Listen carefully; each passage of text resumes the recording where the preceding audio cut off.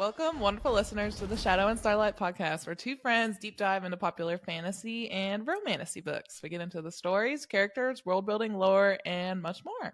And most importantly, we will have a damn good time while we do it. Yes. So buckle your seatbelts for this wild roller coaster ride of emotions, magical worlds, and laughs. I'm Kinsey. I'm Kana. And today, sadly, we are covering chapters 37 through 45 of Quicksilver by Callie Hart. I'm just not ready to say goodbye, but it's fine. I First and foremost, please listen carefully to our content warning. These are adult books we are covering, and neither of us have a filter, so this podcast is rated R and for those 18 plus. Regarding spoilers, if you have not finished the entire Quicksilver book, please come back after you do so. We are discussing the last stretch of chapters, but we are going to do so with the perspective of everything else that happens. So this will help us dive deeper into the theories and appreciate the foreshadowing of Miss Callie Hart. So going forward, all episodes on our show will contain spoilers for the whole book or series in question. Next, if you like what you hear today and want more, please come back next Thursday, and next Thursday, and next Thursday, and next Thursday, and every Thursday after that for a brand new episode. As a toddler podcast, we would love to hear your feedback to better ourselves and expand our book loving community. Please feel free to give us reviews, reach out to us on social medias, and follow us on TikTok, Instagram, and watch us on YouTube at Shadow and Starlight Pod. Yes. All right. So as far as announcements go, we are going to give you a sneak peek of our Empyrean schedule that we're going to cover after Quicksilver. So literally next week. So we are going to be covering Fourth Wing for 5 weeks. So it'll run November 14th through December 5th. Iron Flame will be December 12th through January 9th. And then the week following, we're going to do an Onyx Storm prediction episode where we kind of talk about what we think is going to happen. And then after Onyx Storm releases on January 21st, on the 27th, the Monday afterwards, we're going to release our reaction episode. So we're going to binge it like crazy and then let you know what we think. And then our full Onyx Storm coverage will be from January 30th to February 27th. So 5 weeks, and we may do 6 weeks. It just really depends on how thick the book is. And I'm sure there's going to be a lot of shit that happens in it. So it definitely could be more than 5 weeks. Yeah. I'm so excited. Me too. I'm so excited. Yes. And holy guacamole, can we talk about the Quicksilver audiobook? I know you haven't listened to it yet, but it's life-changing. Yeah. I've only heard the snippets so far, and they sound amazing. So good. But I also realized how much shit we were mispronouncing. So apparently we were saying Madra, it's Madra. Okay, that's not bad though. And then we were saying Zilverin, but it's Zilvarin. And then Finran is Finron. And then there's a couple other things I forgot. I don't remember how they were said, but Belican. Oh god, it's Belicon or something. Belicon. Yeah. Okay. Oh, Kalish is Kalish, I think. Kalish. Okay. But anyways, I just wanted to say sorry that we mispronounced things. You know, even the pronunciation guide can't help the single brain cell in my head sometimes. So I feel like if you don't hear the correct pronunciation though, like with fantasy books, it can be hard to get it correct. So yeah, bear with us with the pronunciations because they can be a little tricky. Yes. But now that we can hear them correctly from the author herself, then we can correct it. And moving forward, we'll have it right. Yeah. Yeah, well, to be fair, the audiobooks are most of what helps me with the pronunciations, and we didn't get the audiobook until we were pretty much done with our coverage. So we tried our best. Another really exciting announcement for us, it's our 10th episode, so we have officially hit double digits. Yay! I'm so happy. Yay! Drink of the pod. I'm having a mini ginger ale because I was sick this week, and then I got my husband sick, and now I'm just drinking them because they're really cute and tiny and delicious. Nice. Today, I got some Minute Maid pink lemonade in this cute little cup that I made. You're a lemonade ass bitch. I do love lemonade. Yes, I do. That is my second favorite drink. Water's my first, and lemonade's my second. It might be shocking to you. Water's last on my list. Really? I feel like you drink a lot of water. Well, I do, but that doesn't mean I like it. Oh. I literally have to force it. Oh. I actually really like water. It's not something that I have to force myself to drink. I actually enjoy drinking water. It may not seem like it to you because when I'm with you, I go on my I'm always eating junk food. and not drinking water.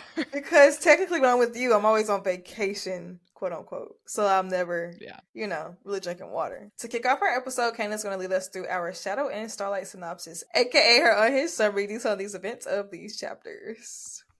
After 5 rounds of makeup canoodling, Fisher casually explains to Ceres that he has accepted their mating bond, despite her inherent humanness. She doesn't have to accept, which is great, since she should probably sleep, because it's not the night to make life-altering decisions. It's the eve of battle. Get some rest, girl. Good morning, Ceres. Bad news. Fisher left to go see Malcolm solo, and also left his magical sword. Fuming, she arrives back at college to find Carrion snooping for Fisher's diary. Scheming in the library later, Carrion once again proves he is smarter than a 5th grader and an alchemist, suggesting that they sneak in through the shadow gate that Lane will come through at any moment.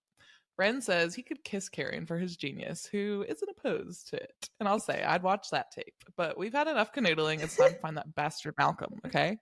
Carrion once again steps up to help the inner circle as long as Ceres makes him a fancy pants new sword. And instead of a serenade this time, the Quicksilver wants a good laugh. After Ceres' failed attempt at a dad joke, Daddy Carrion steps in with some, of course, wildly inappropriate humor, and the Quicksilver is eating that shit up. Carrion's new sword may be just as immature as he is, but it is a work of beauty, which he names Simon. Just imagine wielding a sword and oh, what's your sword's name? You're like, Simon. Or they're just all going around and saying the names of their swords. It's this is Amicia, this is Solus, this is Nimrod, and this is Simon. It's just so Carrion though. It is. He was like, it sounds like it. And even the sword liked its name. They were like, yeah, hell yeah, I'm a Simon. Oh my god. The clusterfuck of the next few chapters starts when Lane falls through the ceiling, and in the span of about 3 minutes, Ceres went from yelling at her ex for naming his magical sword something super dumb to falling 80 feet into a literal ice bath of a lake. Yikes. After Lorith drags the panicking alchemist to the shore, he retrieves an unconscious Carrion, who only awakes after Ceres threatens to tell all his friends he's a bad lay. After popping some painkillers, the three begin to climb up the obsidian cliff beside them. They arrive at a maze circled by a large amphitheater filled with some barbecued people screaming Anarath more. Immediately, the group gets into a pickle as Captain Heron, Scary Edition, and thousands of feeders escort them to where Fisher is. Fisher is worse for the wear, and Ceres is hallucinating? Nope. Big plot twist. Malcolm, Belicon, and Madra are murder siblings. Introductions are quickly made in the mystery of the fall of Gilthry, and Fisher's oath with the triumvirate is unraveled. Oh, and Belicon also slit Fisher's mother's throat. After failing to save Gilthry against 20,000 vampires, Fisher tried to bargain for the rest of the townspeople's lives. Unfortunately, there was foul play in the bargain, and the only mercy Fisher could give the citizens was to torch them, just so that Malcolm's army did not continue to grow. In a cruel twist, Malcolm hid the coin from the bargain within a lethal labyrinth surrounded by the burned people of Gilthry, screaming at Fisher while he hunted the coin. And as the story wraps up, Fisher stabs Belicon in the motherfucking gut with his father's blade. Poetic justice at last.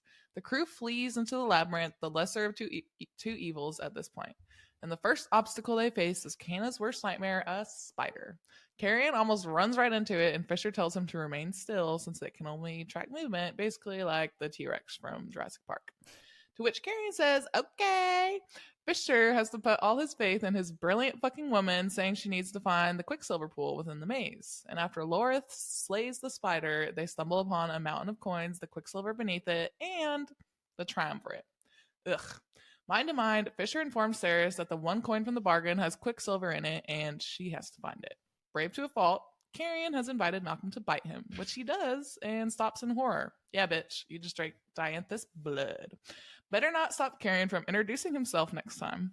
While Fisher and the others hold off the murder siblings, Ceres goes to find that damn coin. Panicking Ceres once again negotiates with the Quicksilver, agreeing to owe it a favor once the location is revealed in the spider's gullet. Ugh. Bruh.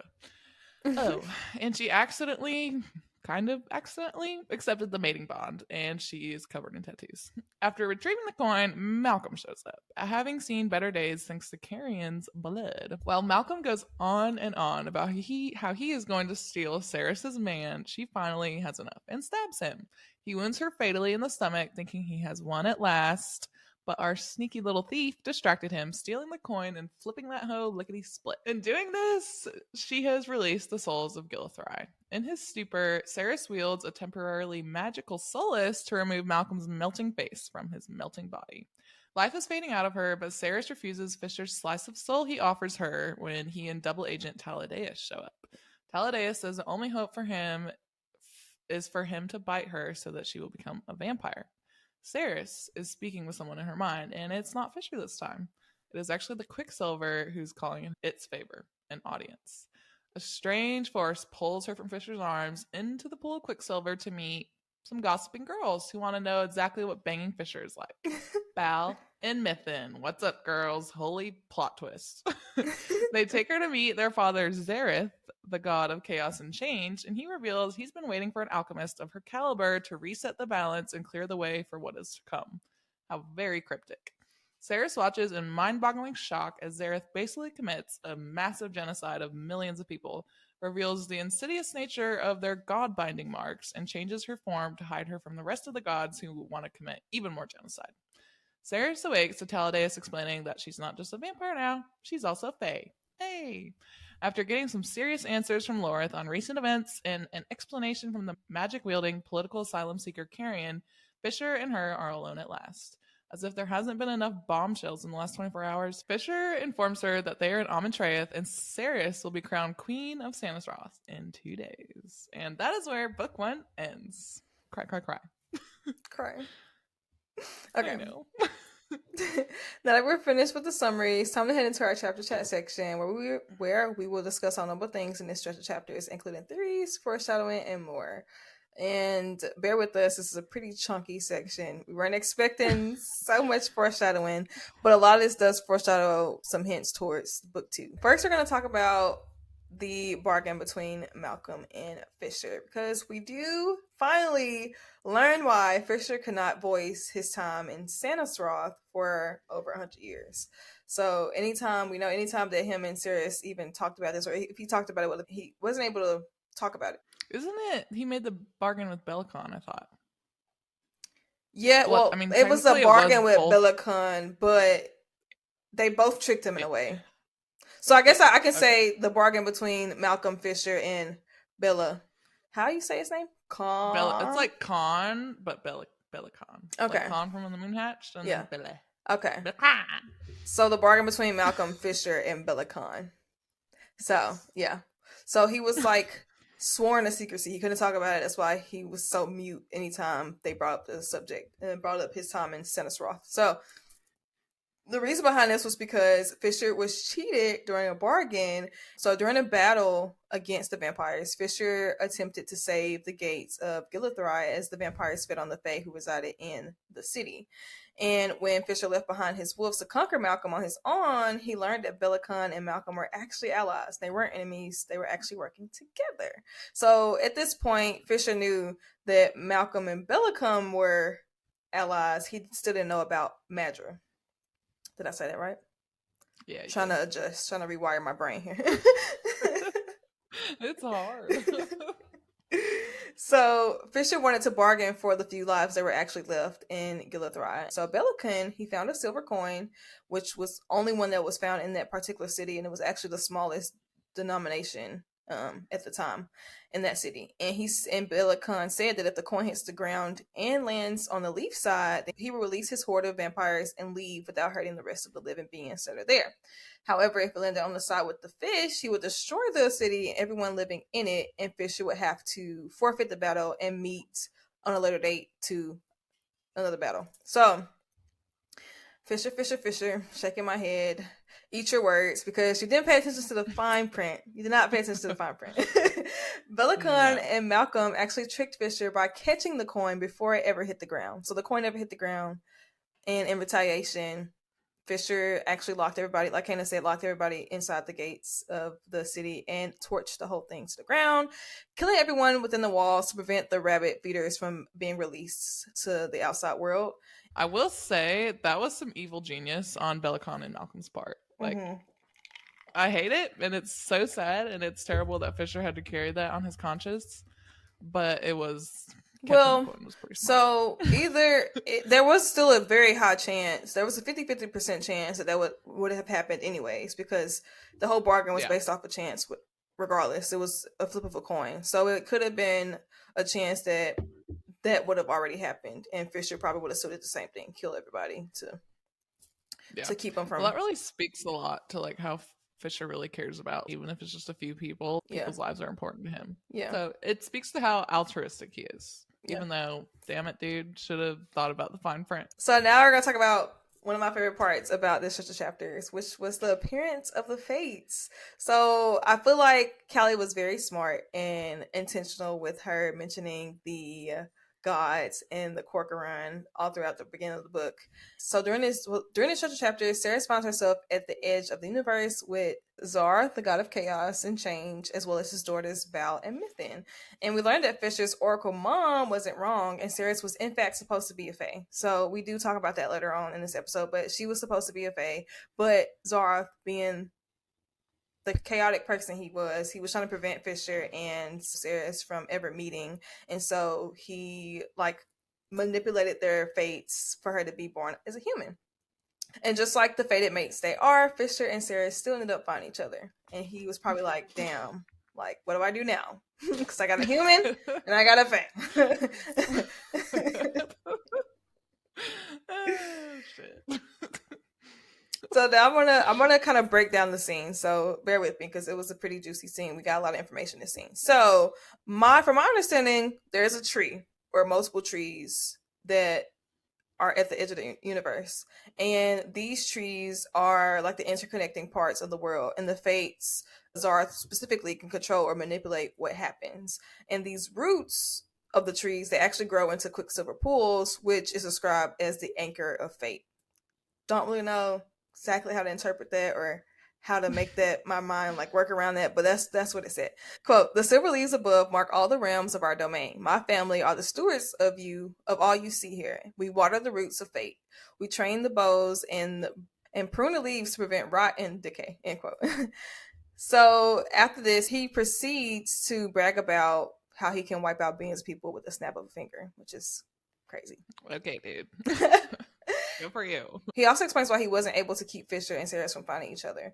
Quote, threads like you and Fisher, they are drawn together and crossed on an axis, creating a wheel of power. The energy the two of you draw together attracts an equal and opposite counterweight. Every possible future where the two of you are together ends with the vast majority of this tree dying. None of us can foresee any other way.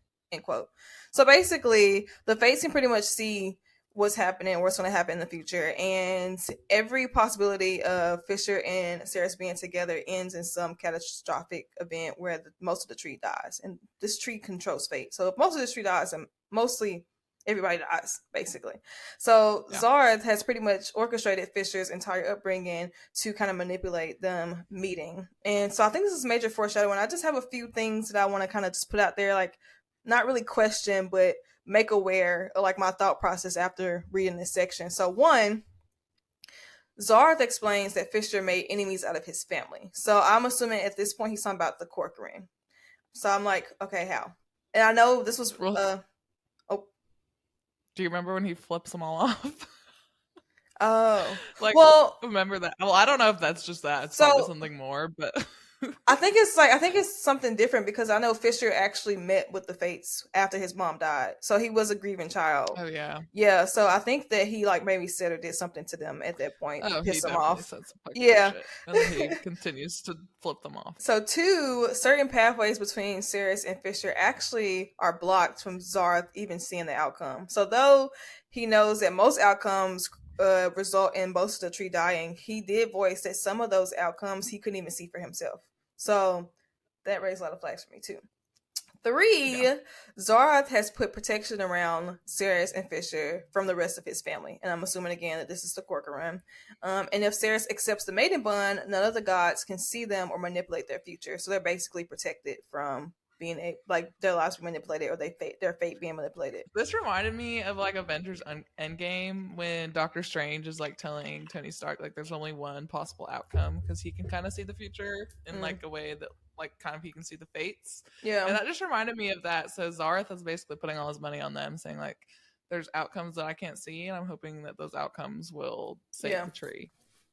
Which, I mean, good for you, Zareth. I'm surprised you didn't just want to do what the other gods wanted to do and just destroy everything and start clean. Right. But it did remind me of that. I kind of view him as like almost as like higher up compared to the other gods, because it's like he's off by himself and he can make decisions without them and he can control fate without them. So I'm like, I think at the end of the day he probably has to say so. He's just either like just doesn't care. He's like, I'm gonna do what I want regardless. Yeah, he either has like some authority or he's just like a schemy little he's just scheming over there and it's like, I'm gonna fuck up everyone's day. All right, the next foreshadowing we're gonna talk about is Carrion's big reveal finally. So, and I just gotta say, like, holy crap, I did not see this coming. Well, there was a lot I did not see coming. Basically everything in the last 100 pages I was like, holy crap, I was on a wild roller coaster ride.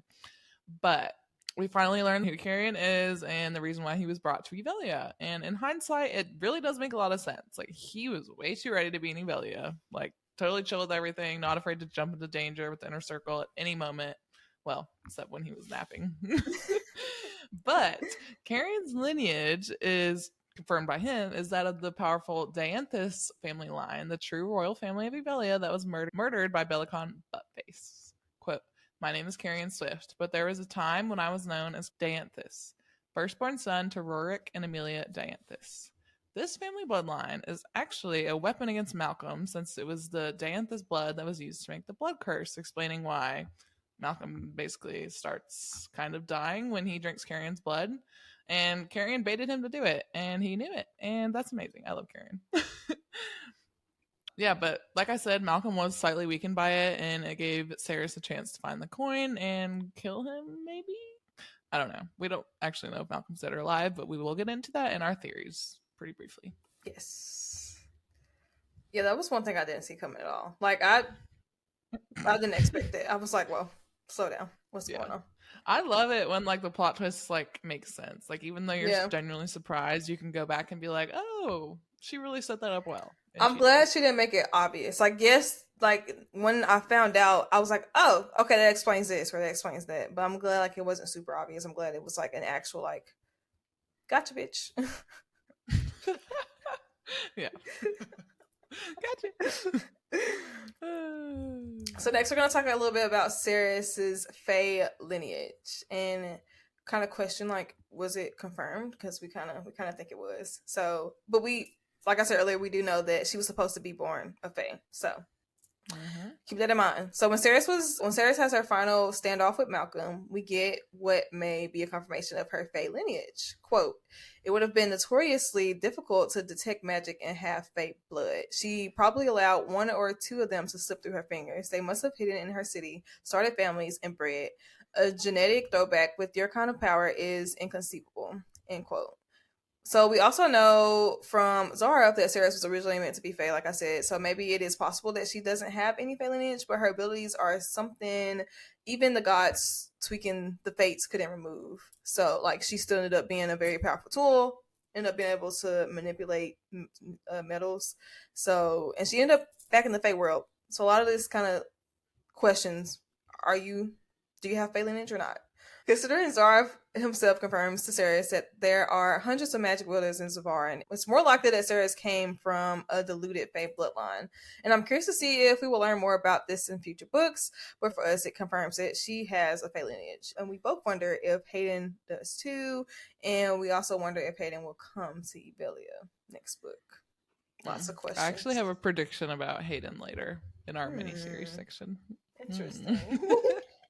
We will get to it. Our last foreshadowing topic I want to talk about is just the foreshadowing we get to the strength of Fisher and Ceres' connection, and then also kind of circling back to this prophecy, fated destiny that we keep talking about in pretty much every episode. But so in the end scene with when she's talking to Zareth, I feel like we learned an obscene amount of information. There's so much, but there were some things that stood out to me, and that were relating to the prophecy and the fated destiny, and just like the general interconnectedness of everything that's happening. Yeah. So Zareth says, quote, "When I consulted the fates long ago, I was very intrigued when I saw you, Ceres Fane. Not just you, Kingfisher too. I saw an axis in the flow of things, a burning knot in the tapestry of all that would come to be." Later, Ceres reflects and says this, quote, "Fisher's father had been the one to secret the true heir to the throne out of Euvelia. 1,000 years later, his son had been the one to bring him back. It meant something," end quote. It is amazing that even though Zareth swayed the fates, Kingfisher and Ceres just cannot stay apart. Like in any scenario, they were gonna find each other to achieve some greater purpose. None of these events are coincidences, as we can see, seeing that Fisher, Carrion, Finron, Ceres, and all these other people are connected in the tapestry of the fates, and it's all leading up to something. Yeah. And I will say I love tropes dealing with like prophecies and fated destinies, so I'm really curious to see where Callie takes the rest of the story. It's really interesting. It's really cool because I feel like in a way, the whole inner circle that we get this first book kind of connects to the story, and it's I don't know, because I feel like we still have some things that we don't know about Laura, and I feel there is a bigger picture to why he was so important to save. I still think there was a reason I why think so too. Fisher gave him. Now, I'm not saying Fisher knows the reason why he got a piece of his soul, but I feel like there was something that fated them to meet at that time, cross paths, and be saved. I don't know. Yeah, I think almost all of them are part of the prophecy in some sense. Obviously, I think Ceres and Fisher are the ones that it revolves around and the central figures, but I do think that Lorith and Renfis and Carrion are going to play a part in it for sure. Yeah. Possibly more. Who knows? Maybe Everlane will help. I don't know. You know how I feel about her? I don't know. Dude. Oh, we'll get to it in our mini-series. Okay. We are going to do one where we rank the characters, and I was like, can I put Everlane last? I think I actually put her last. Sorry. Poor Everlane! No! Sorry, not sorry. We just don't get enough of her for me to like her. It makes us very suspicious. Yeah. As y'all know from When the Moon Hatched, we were on what's his face? The one that Billy spoke, and we were like, "What's wrong with him?" I forgot his name. Grimm? Yes, Grimm. We were like, is he a traitor? We were like, what's wrong with you? I don't know. Oh my god. All right, time to get into our theory section, and we have got some good ones. So we're going to talk about, is Malcolm really dead? Because this is one of the biggest mysteries and questions we have at the ending of the book. Yeah. So in these last pages, we learn that the triumvirate is essentially 3 thrones connected to one power or life source, so you do have to kill them all for them to truly perish. However, I don't think it would be totally unrealistic if Malcolm was actually dead, considering he drank Carrion's blood and it weakened him a lot, and then Ceres beheaded him with a god sword. So maybe the two of those kind of like are an exception. I don't know. But I actually do have a prediction that he is alive, but recovering. And we'll get into it in our miniseries section. So I don't think he's dead, but I do feel like if Callie did start off book 2 with him being dead, I don't think it would be like, crazy to believe. Yeah. The inner circle, I guess, seems to think he's dead, since Ceres will be taking up the throne of Sanisroth, but it doesn't really seem like anyone knows for sure. And like the pages after Ceres wakes up at the end of the book are so slim. Like there's so many other explanations and conversations happening.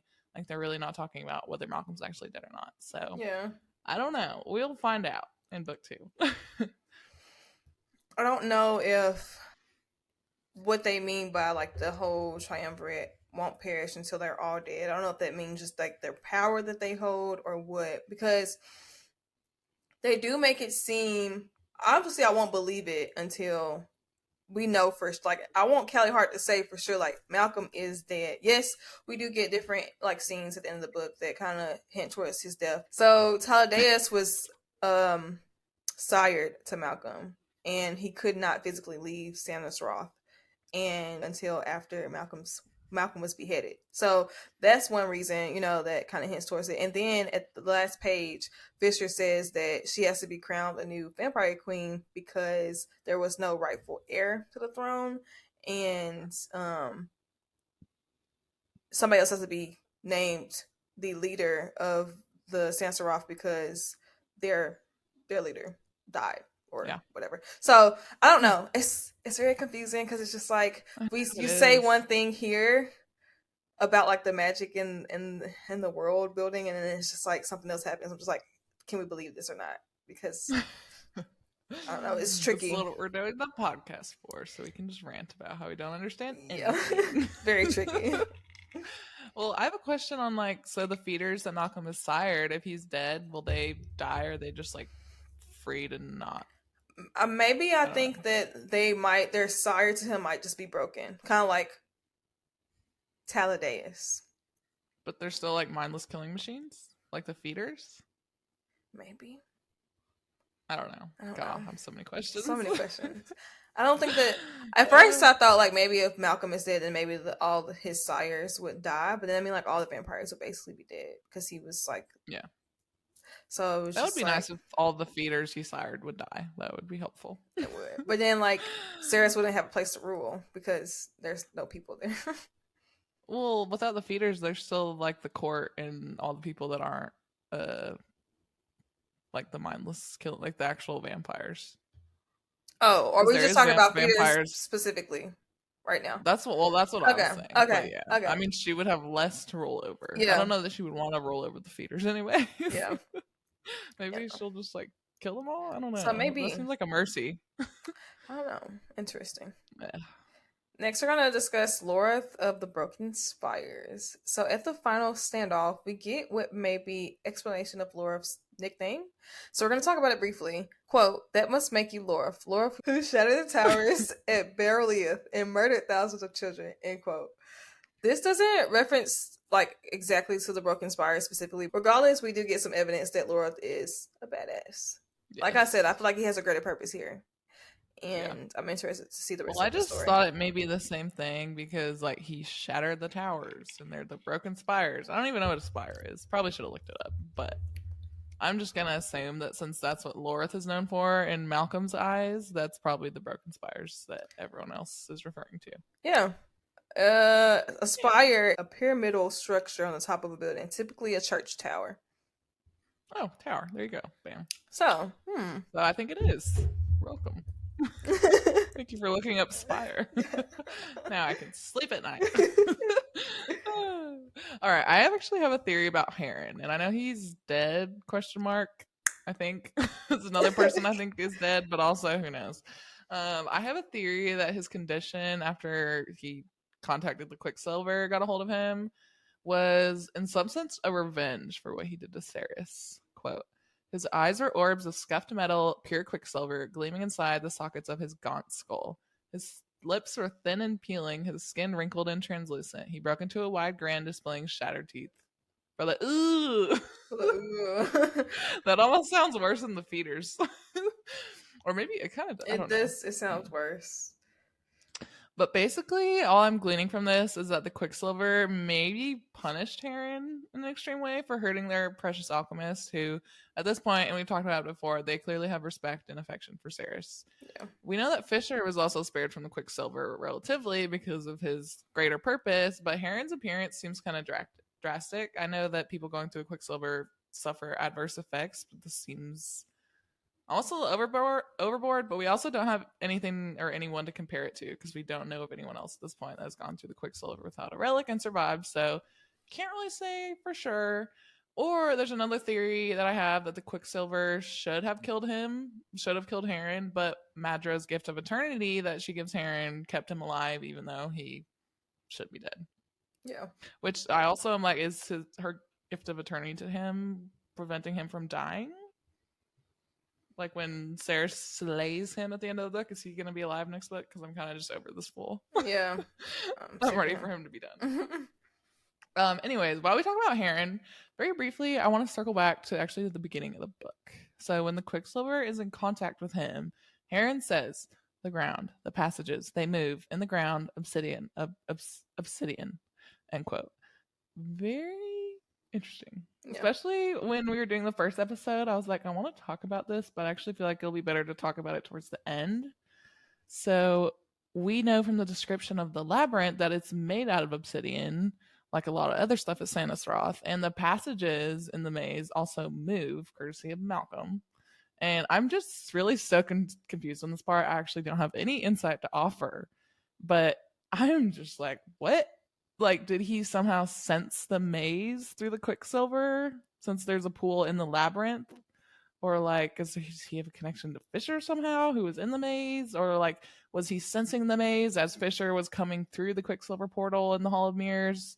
I don't know. It just like felt so out of place at the beginning of the book, but it clearly, I think, relates to the labyrinth. And I'm just so confused on why he said that. Like, why did Callie Hart put that in there? Right.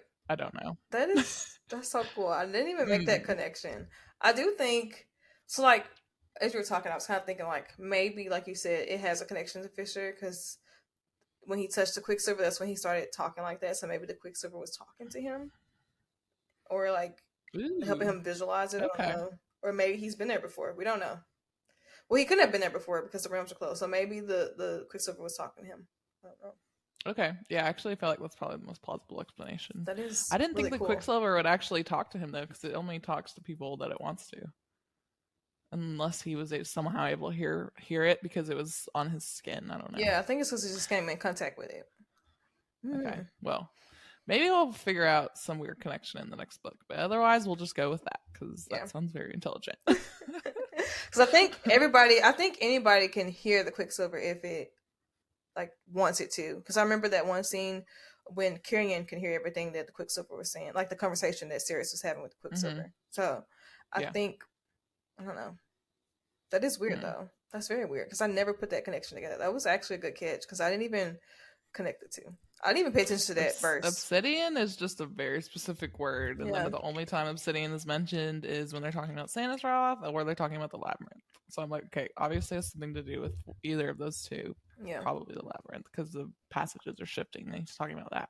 Yeah, I want to talk really quickly about the triumvirate and also the Corcoran. So while the three murder siblings were explaining their evil plans, I kind of had a thought. So we know that the Corcoran kind of disappeared, went on their little nature hike, and well, I don't know. We don't know nothing. But I'm wondering if the growing power of these three assholes and their ambitions caused the Corcoran to leave.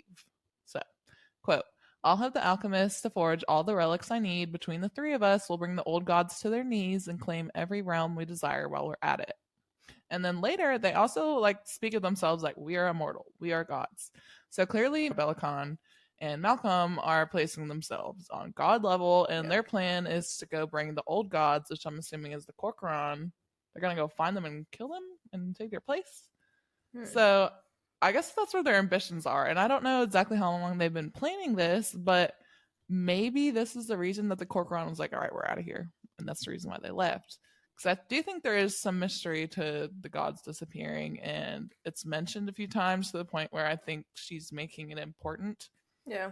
So I'm wondering if that had something to do with them leaving. I don't know. What do you think? I don't know. I feel like, and I'll talk about this in our mini series later with my predictions, but I do think that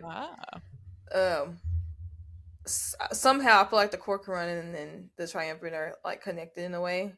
I feel like maybe the Triumvirate are trying to obviously they're trying to take over since there's nobody to govern them right now. I don't know. It's a lot going in my head. I can't make it a sound theory right now because it's all just there's so many loose ends. Yeah. I just want to know more about like the nature of the Triumvirate. Like where did they come from, like a different world where there's like more of them? Like, do they have more family? Like, I just need to know more about how, like, they're three crowns sharing the same power source. That doesn't make any sense. We know nothing about it. Yeah. I also have another theory, just briefly. So, I kind of found it interesting that when the Quicksilver is going to show Ceres where the coin is, it wants a favor for later. And then when it calls in that favor, the favor is to go meet Zareth and have that whole discussion. So, I'm like, okay.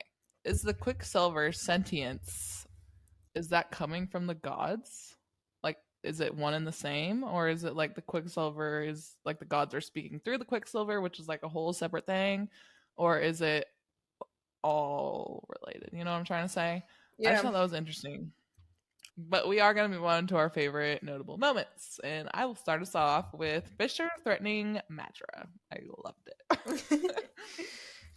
All right, quote, I play back. It might not be today, but oh, I am coming to find you, Madra. Fear the shadows, bitch. I'm made of them. One night soon, I'll climb out of one and slit your fucking throat. Oh my god. Yes, yes, yes, yes, yes. I love this. And then Fisher then continues on to make the Undying Queen tremble in her pants. The anger for her spaying Sarah is coming out, which is super sad, obviously, but I do love a protective man. So this was a little, not even little, it was a lot hot for me. It also says a lot about how intimidating Fisher is, that Madra, who's been alive for centuries and centuries and thinks she's the bomb.com, is clearly like a little phased and she's a little afraid of him. Yeah. But he walks how he talks. Another one of my favorite moments, I don't even want to call them moments, it's just like favorite things of this stretch of chapters, it's just the parallels between the start and end of book. So I had a realization that there's so many similarities between the beginning and end, and definitely great writing on Callie's part. There are so many plot twists in action, but it was cool to see these similarities and still be genuinely surprised by the end. So one, Saris was fatally stabbed both times, each resulting in major changes. So the first time she was stabbed, she goes to a whole new realm, starts a whole new life, basically. And at the end, when she's stabbed, she wakes up and she's a fae and a vampire. And two, the similarity is that Heron and Madra are there. And it was very cool that Saris had the opportunity to face Heron again, this time armed with like the confidence and the sense of purpose her time in Evelia and her mate has given her. Quote, I'd been haunted by the idea of this moment. Heron had owned me the last time we'd faced each other.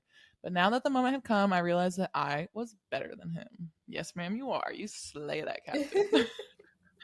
But I just thought that was really great writing. Like, there were so many similarities. Like, even though the circumstances are really different and there's so much else going on in both beginning and end, like, they kind of circled back in a way. Yeah. All right. My last favorite moment is Fisher. And not me talking about Fisher twice is my favorite moment. He was really making me swoon in these last 100 pages, y'all. Quote, I'll be grateful for every second that I can say I belong to you, Sarah's Fane. 80 years or 18 hours, it doesn't matter to me. It'll still be the highest honor of my life. But are you about to have a heart attack? Your pulse is flying. End quote. Yep. I was screaming when Fisher said he was in love with her. I was like, oh. And the fact that he describes it the highest honor of his life is just the cherry on top. And it's so meaningful because he's Fae. He's like super freaking old and he's done so many things in his lifetime, and this is his highest honor. It just speaks so much about how highly he reveres Saris. And I'm pretty sure my heart was beating as fast as hers, but that was really funny comedic relief as well. While we're talking about the romance, I also just wanted to say, since we're wrapping up Quicksilver, I do really appreciate how Callie wrote the sex scenes. Like, they were very good, obviously. But for so much delicious spice in one book, I don't feel like it felt out of place or detracted from the plot. I actually felt like it added to the plot, and it added to Saris and Fisher's relationship and like how things were progressing, especially with like the god bindings and everything like that. But I don't know. I just loved it because sometimes there can be too much spice in a book, which for me to say that is crazy, but sometimes it is. Yeah. But I think it was great writing on her part, and I just can't wait to read the spice in book 2, man. Yeah. I think that, to piggyback off of the romance portion, I think when Fisher tells Saris that loving her is the highest honor of his life, it kind of reminded me of Khan in a way. And it, specifically the scene during the Tuca trial when he made her his greater. So, like, I feel like those were, like, the parallels between the two. That's kind of, like, what I thought of in that moment. Yes. Oh, my gosh. The best men always put their woman on a pedestal. Yes. It's facts. All right. Let me hear your favorite moments, woman. All right. So, this is not even a specific moment. This is just the whole chapters in general. But the action that we got in this stretch of chapters, eating it up. Like, I love when writers just pack the last 100 or so pages with nothing but just action. It's a wild ride. You have to read it in one sitting. It's literally like, bro, what's going on? What's going to happen? Like, cliffhangers, foreshadowing, like, everything. So I was so anxious to stretch the chapters because, like I said, there's so much going on. And just from, like, the climbing through the portal, which is crazy. Because Fisher thought he outsmarted them, but no. They're one step ahead. From climbing to the portals to find out about the triumvirate, to the labyrinth, to carrying, to Sirius chopping off Malcolm's head, to her becoming a vampire Fae queen. Like, oh my gosh. So juicy. I loved it. It was. Yes.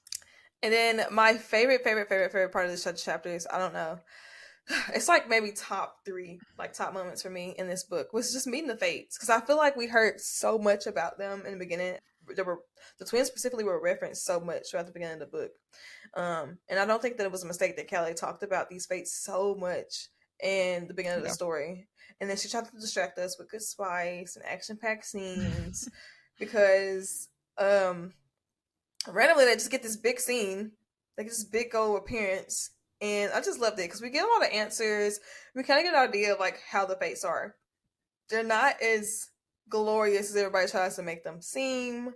I feel like when everyone was explaining them, like they worship these gods, but at the same time, they're kind of just like Hannah said, committing genocide and manipulating fate. I feel like it's weird to me, but I feel like we get some heavy foreshadowing for book 2 in this stretch, and we do get some, like, a lot of answers, but I feel like Callie Hart still left a lot of things left unsaid that we're gonna have to stay in. We're gonna have to stay in tune for. And some of the things that were kind of just making me think were kind of like what roles will Carrion play in book 2. I have some predictions coming up. Stay tuned. How will Sirius and Fisher's dynamic change now that they have accepted each other as mates, and now that she's Fae? Like, how is that going to change them? And who will vampire? And vampire, yes. And my last concrete question is who in the hell is going to be the main antagonist for the next book? So many things, just so many questions. It's a lot. I'm kind of wondering when we know about the triumvirate, and I feel like they're the main villain right now, but I almost wonder if there's going to be another one. And I also have this crazy idea that maybe the gods themselves are going to be the villain. It's literally in my predictions.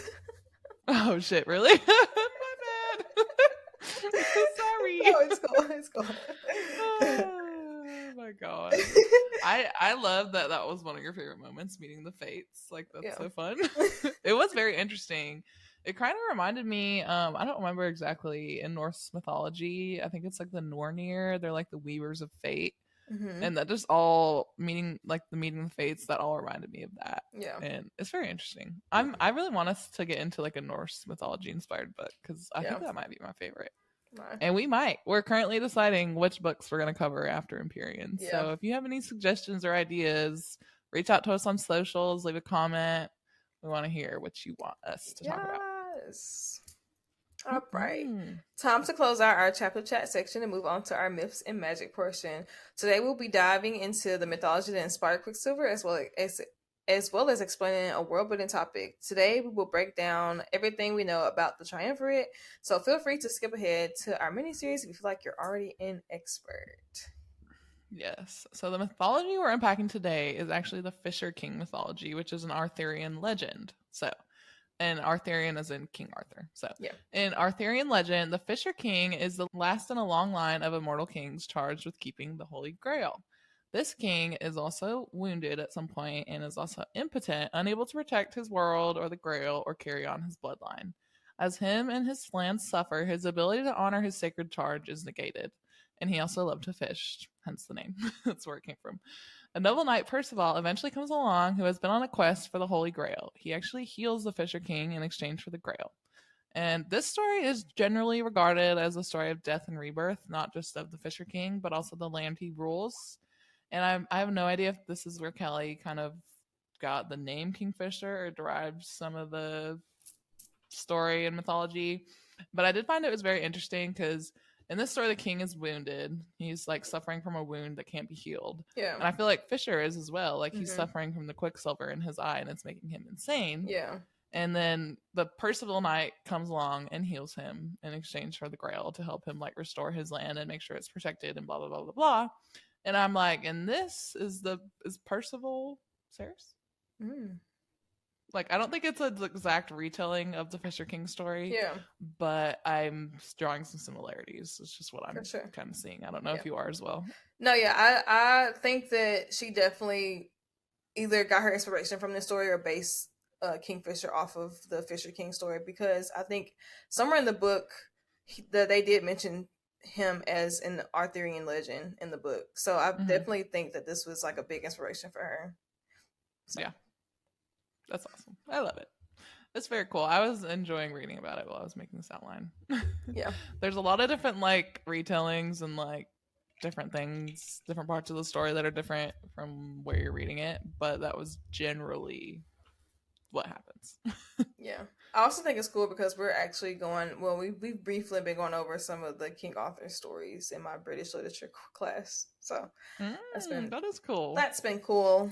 We're going to talk about this triumvirate, or like just break down them in general. So one of the most shocking plot twists of this book was the fact that Bellicon, Madra, and Malcolm are siblings, despite being human, fae, and vampire. Literally the weirdest combination ever. Like, how are you related? That doesn't make any sense. How? But we're briefly going to break it down, since as of now, this is the biggest and baddest villain in the series. So, in terms of history, we know that Bellicon once sent a beast to assassinate Madra. Unknown as to why, we know that they were into it around the times that the realms cloned. Yeah, that's why she was so freaking like scared of the realms opening, because they were into it. So again, which is why she ended up sealing the portals. And after so many years, their little murderous tiff isn't as important as coming together to steal an alchemist and crush Kingfisher. Bellicon and Malcolm seem to have been working together for years, or at least since the fall of Gilithry, but Buttface, refusing to help in the war and taking all the silver, essentially just feeding his brother's army to grow it, while his own people suffered. What we do know, according to Malcolm, is that the triumvirate is 3 crowns sharing 1 power source. To kill one, you have to kill them all. But we don't know, like, at once or just in general. So we're not really sure as to, we don't have confirmation that Malcolm is dead, but we also are curious to see if, like, you have to kill them simultaneously or within a certain window of time. Just a lot of questions that we just haven't answered yet. But we do know this is what the triumvirate is. They are 1 power source, and they cannot be perished until all of them are dead. Since Bellicon survived the gut wound that Fisher dealt him, we would guess that it has to be simultaneously. Reuniting seems like them all together kind of just seems to kind of enhance their powers and make them stronger in a sense. Yeah. So. And that's all we know about the triumvirate. And it is not a lot. We don't have very many answers for you. Nah, bro. We just now getting... You're expecting answers. We don't got them. That was just everything we could find based on my Kindle search. Moving on, time for our miniseries Mix and Match, where every week Karen and I will do 2 to 3 miniseries unique to our podcast. And they won't be the same every week, so stay tuned for all the fun. This week, we're giving you 3 predictions for future books. We're gonna tier rank all the characters, and we're gonna give you like a couple mix and matches. Yes, yeah. I love it. Let's get into it. My first prediction is that Madra is actually going to find and use Hayden as leverage against Ceres in book 2 and possibly kill him. I think someone's gonna die in book 2, and I feel like I would be fine if it was Hayden, because I don't really care about him at this point. We're here because I also think that somebody's gonna die, but we'll get into that in a second. But okay, I like that theory. Should we alternate? No, just hit me. Just hit me good. All right. My next prediction is that Malcolm is not dead, like I said earlier, but I'm predicting that he is going to show up when Ceres is being coronated. So I think that he, like, the Carrion's blood and Ceres beheading him, I think he's still alive. I just think that he had to like seriously recover over a period of a couple days, and I think he's gonna show up again, and we're gonna find out that you actually do have to kill the triumvirate all at once. Okay. Yep. And then my last one is kind of fun. We'll see more of Ishabal in book 2, and I also think her and Lorith might become enemies to lovers, because there's a brief scene where the 2 of them were interacting, and I was like, okay, they hate each other, but like banter. They like each other. Yeah. I don't know. I think she's gonna be important in book 2, since we've gotten introduced to her at this point, and she was key to saving Lane. Yeah. And I don't know. I'm like, who is Lorith gonna fuck? I want to know. Yeah. I think that I got the same vibes from them, for sure. Yeah. I'm always rooting for Lorith. So Me too. All right, hit me with yours. I think that the gods are going to eventually find out about Fisher and Sirius because Zara is protecting them from the gods. Yeah. I think the gods are going to eventually find out about them and use the triumvirate to kill one of them, or they're going to use the triumvirate to try to break them up, basically, or essentially kill somebody. Do you mean like kill a member of the inner circle? No, like kill either Sirius or Fisher. I mean, obviously they're not going to die, Damn. but like. Because they're main characters. I don't know. I feel like they're gonna do something to try to break them apart. Okay. So that I thought it was like they're gonna kill him, and I was like, damn. No, I think they're gonna. Well, I think they're gonna maybe try to kill him because Zarf was saying that for all the outcomes that he could see, they didn't turn out very well. It turned out in the tree rotting. So basically, the end of the freaking world. So I think they're going to eventually find out about Fisher and Sirius. How he's gonna hide that most of the tree is dying or decaying, basically, from the rest of the gods. And I feel like if they find out, they're gonna try to obviously come between them or kill one of them, and they're probably gonna use a triumvirate to do that. I feel like Sirius and Fisher and possibly the whole inner circle are gonna like come for the gods, because we know how Sirius feels about genocide. Like, well, obviously no one likes it unless you're like an evil villain. Mm-hmm. But at the beginning of our story, when Madra threatens to basically wipe out the whole third ward, Sirius is like shocked by the cruelty of like her just committing genocide and wiping out a whole bunch of people. And then she literally watches Zareth kill millions of people right in front of her. Yeah. And so I think she's not going to forget that. But we'll see. You know what this reminds me of? My inner vampire lover is coming out. The movie, the Twilight one, where they have to battle against the council. It's like the whole flashback, like the whole like vision scene where like they battle and they end up losing. Because the one guy can like see the future. So he like predicts them losing and they're like, nah, we're good. I wonder if she inspired, or like any of Twilight inspired her to write this book. We have to ask. Literally. Let's just DM her every day until she responds. Please interview us. I have questions. All right. Give me your next prediction. I think that Carrion will be used as a tool against the vampires, and maybe he might have to die because his family's blood was the one that created the bullet curse, and it's basically fatal to vampires. So I feel like it's going to be used against the vampires, and they might have to use all of his blood. They might have to drain him dry. I don't know. Just drain him dry. They might just drain him dry. So yeah, I think he's a. Who is they? The inner circle? Yeah. What? Oh, we've talked about this. Everyone secretly loves him. I think Sarah's likes him more now. I don't disagree. Yeah. But one person versus the world. Well, I actually think if it was a situation like that, I'd like to think that Carrion would like offer to die if his sacrifice was the only way. Because I think at this point we know he is very, like, he's a good guy. Yeah. He might be stupid and immature and, doesn't know when to stop, but he is a good person, I think. Yeah. So maybe, I think I just think in general, like, they're going to, him or whoever is going to drain the blood out of him to be used against the vampires.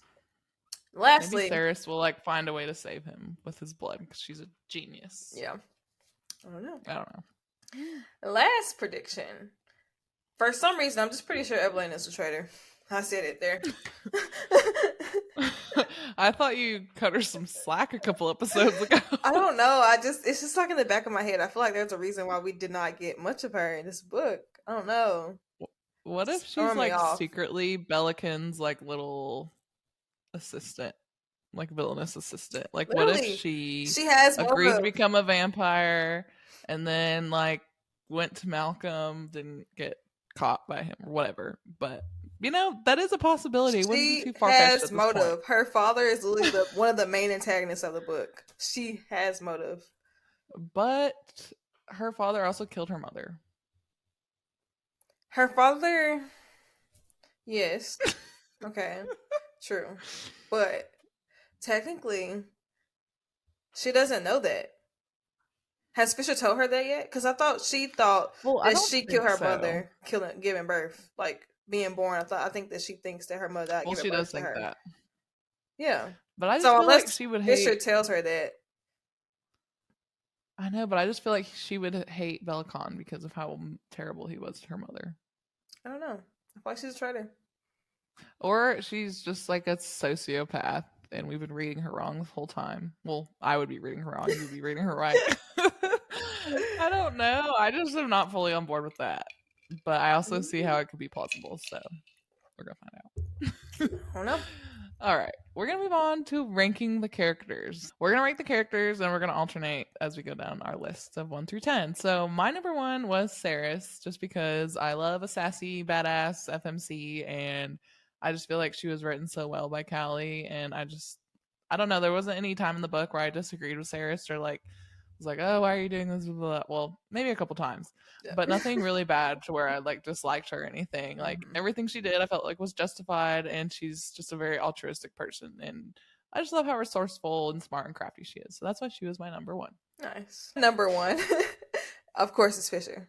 Obviously, not surprised. No explanation needed. Actually, just no, Fisher. We don't need one. I think at this point you've talked enough about Fisher.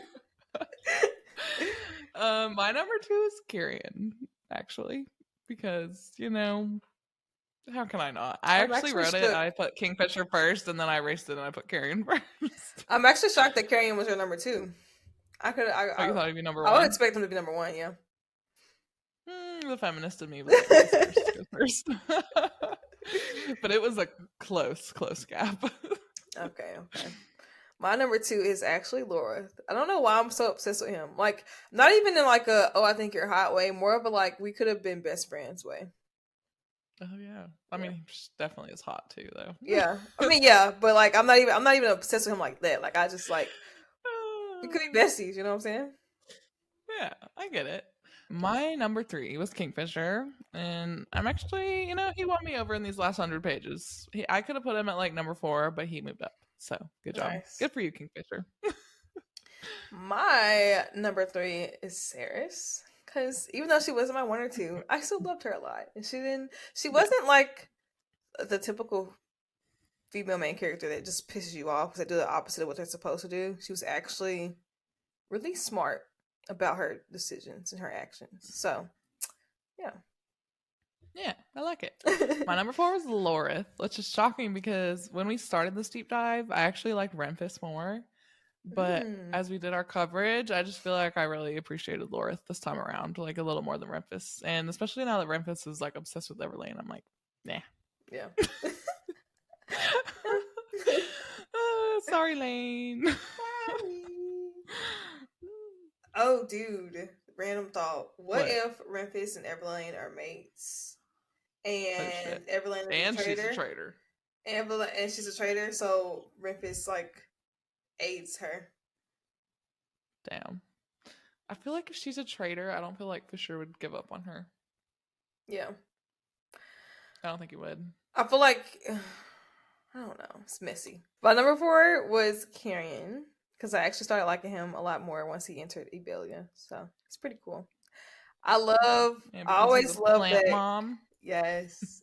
And I always love that comedic flair to romances. I love rom-com. So he just added that comedy aspect to it, which is really cool. Yes, I love the comedy, especially in fantasy. I feel like it gets pretty dark. At least the fantasies I like to read are very action-packed and dark. And sometimes you just need some levity. And he for sure brings that.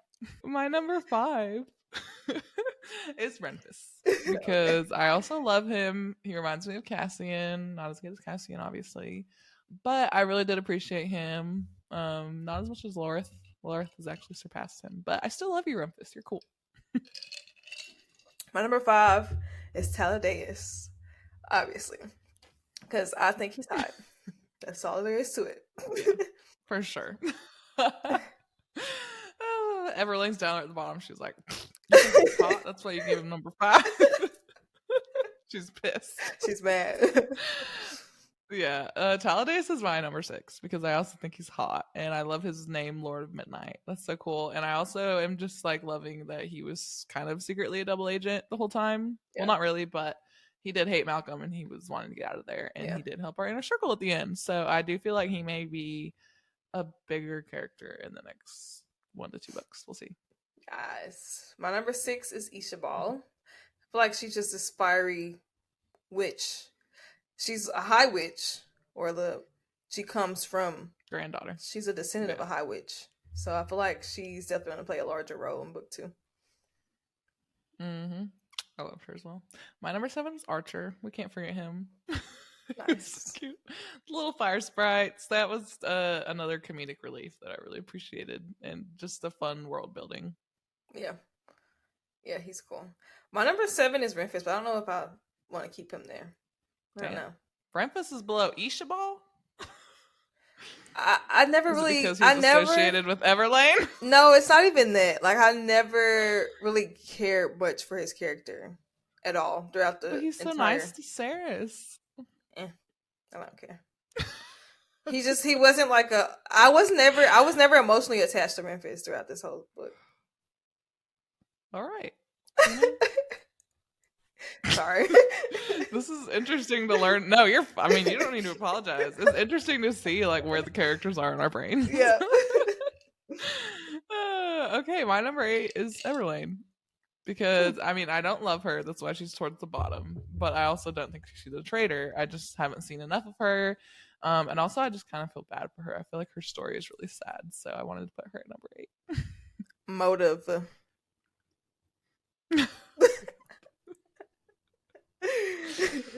I just cannot wait. When we interview Callie, we're like, she thinks Everlane's a traitor. What can you tell us? What you got to say about that? I need all the tea. And then Callie's like, where did you get that from? Or she's like, what? Or she might be like, no comment. My number 8. Hopefully we can interview Callie. I know.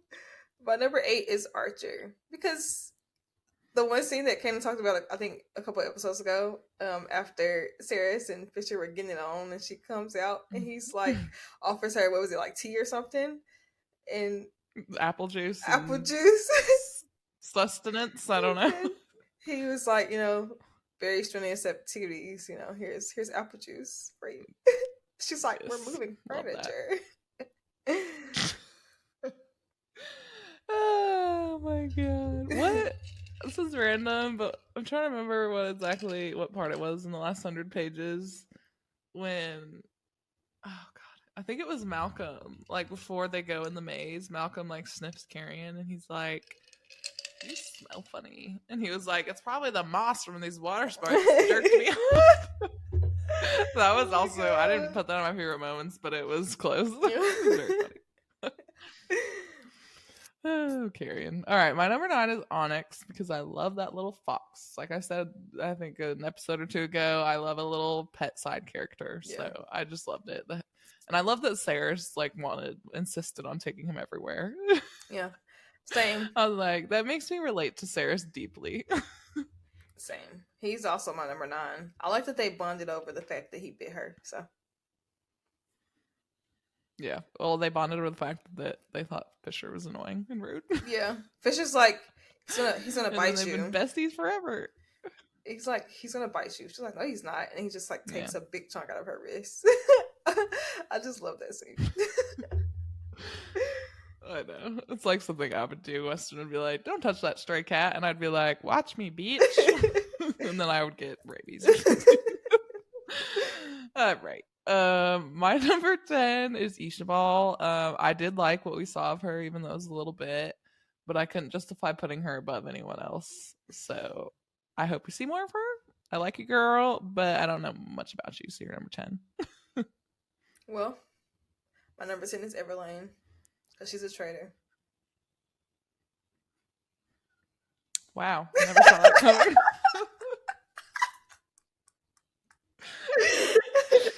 I'm surprised she even made the list. I thought you would have put Malcolm in front. No, I'm just kidding. I don't know. That's just...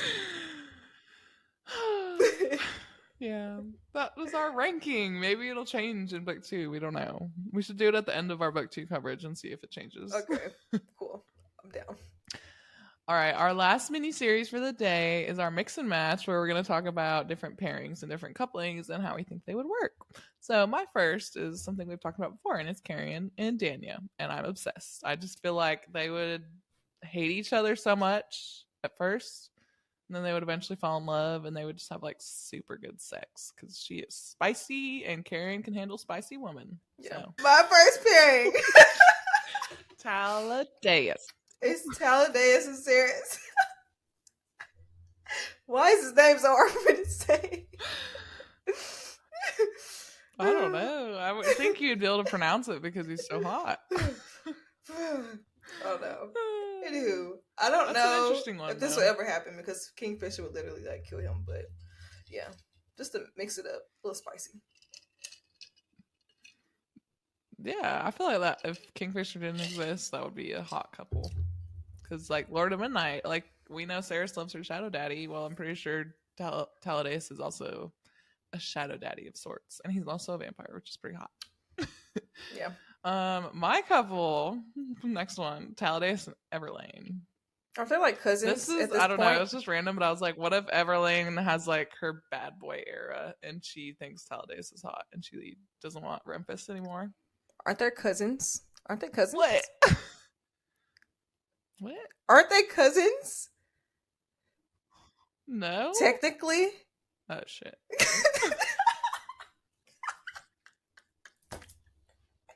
I feel like every time we do this, you pair together. I did that shit again. I did it in. Yes.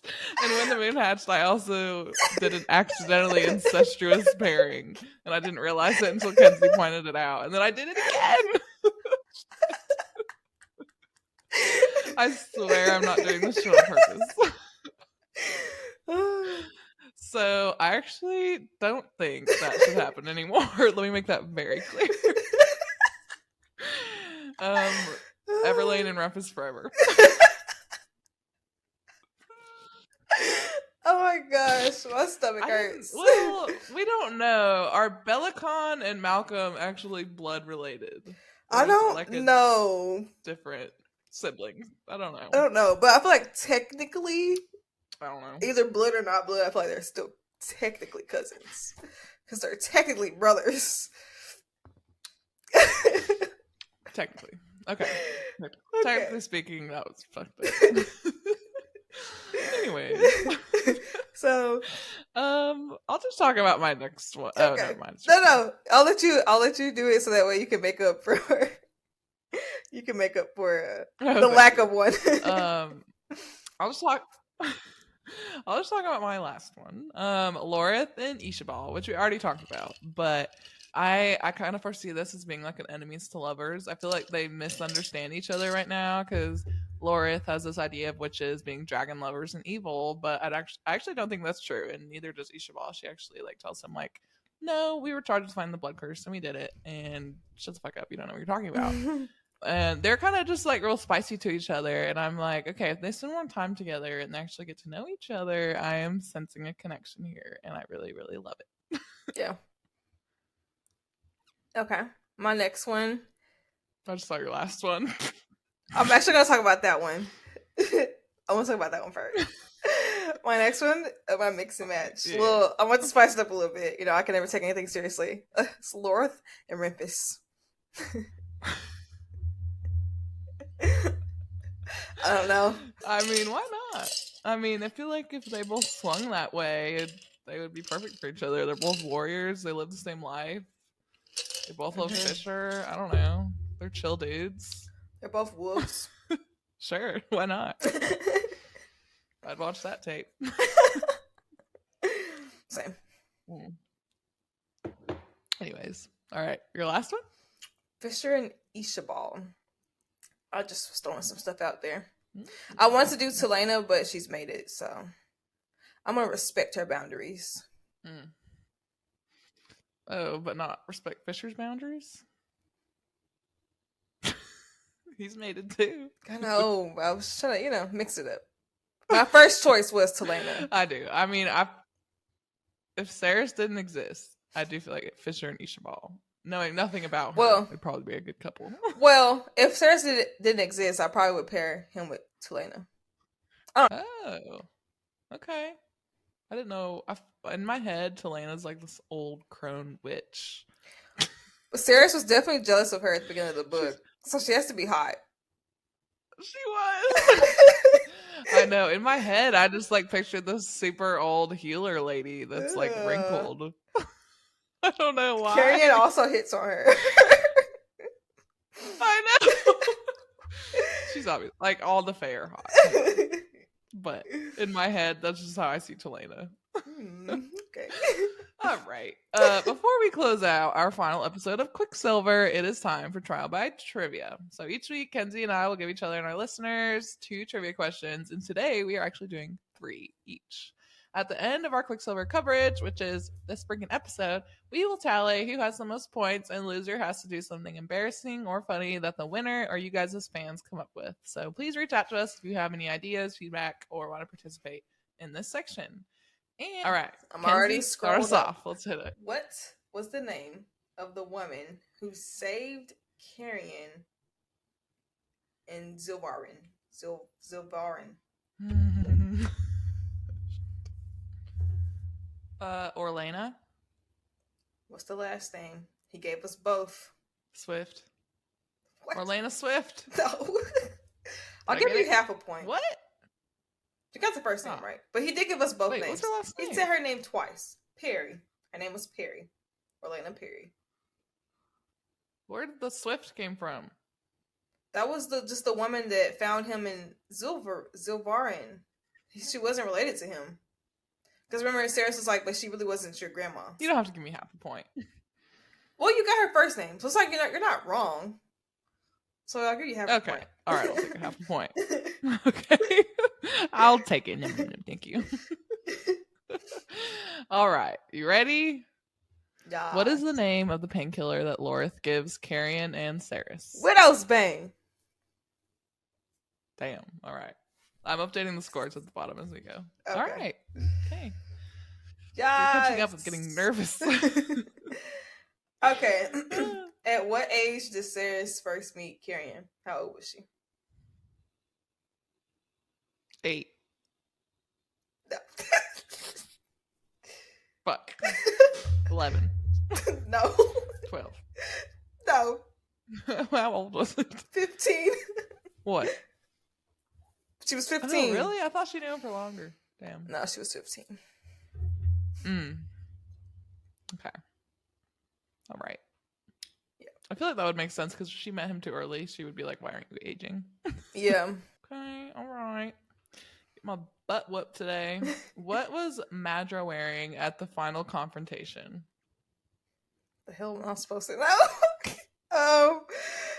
I put it as a question because for me it was like so out of place. I was like, why is she wearing that? Out of place. I'm gonna assume like some sexy ass like gown. I'm gonna assume it was like red. I don't know. A red gown. I'll give you half a point. It was a gown. It was a gown. I'll give you half a point. Wait. It was like a spark. It was a spark. Oh, you already said it now. It was sparkly. What color was it though? Do you want to try another guess? I would say the black or green. Blue? Nah, bro. Gray? It's golden. Oh, I'll give you half a point though, because you did say gown. Okay. It's a sparkly golden gown. Okay, you're at 4. I'm at 4 now. Oh my god. Let's go.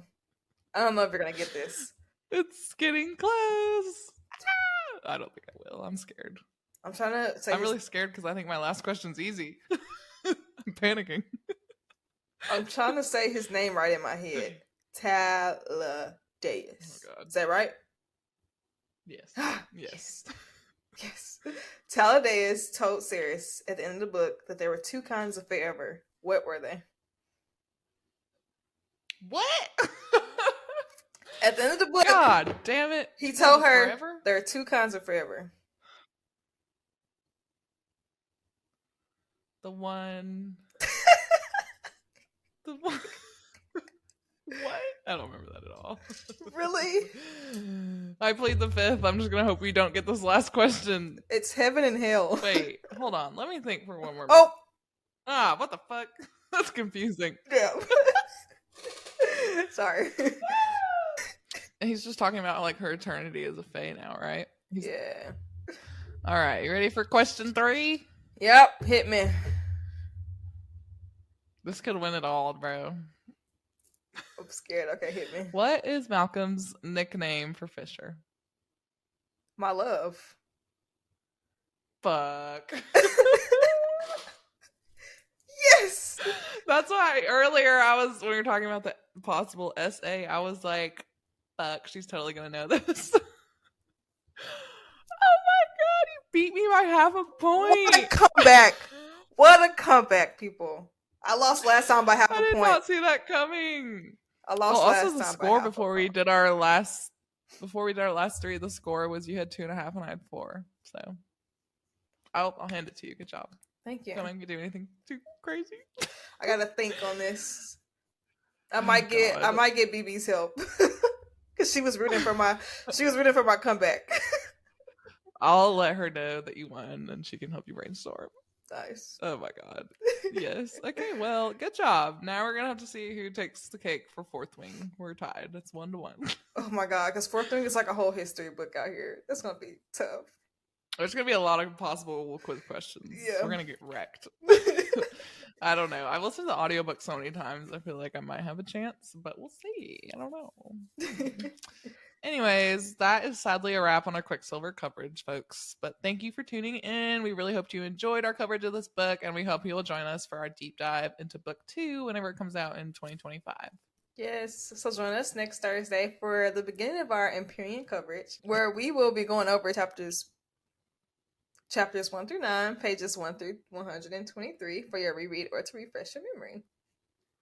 As always, we really appreciate any and all feedback from our wonderful listeners. So reach out to us on our socials if you want to talk about books or let us know what you liked, what you didn't. And this is a toddler podcast, as we said, and we would really like to see it grow. So please, if you liked it, take the time to leave a review, tell your book friends about us, follow us on social media and all major podcast platforms and on YouTube for a freshly baked episode to be delivered to you next week. Bye, guys. See you next week. Bye.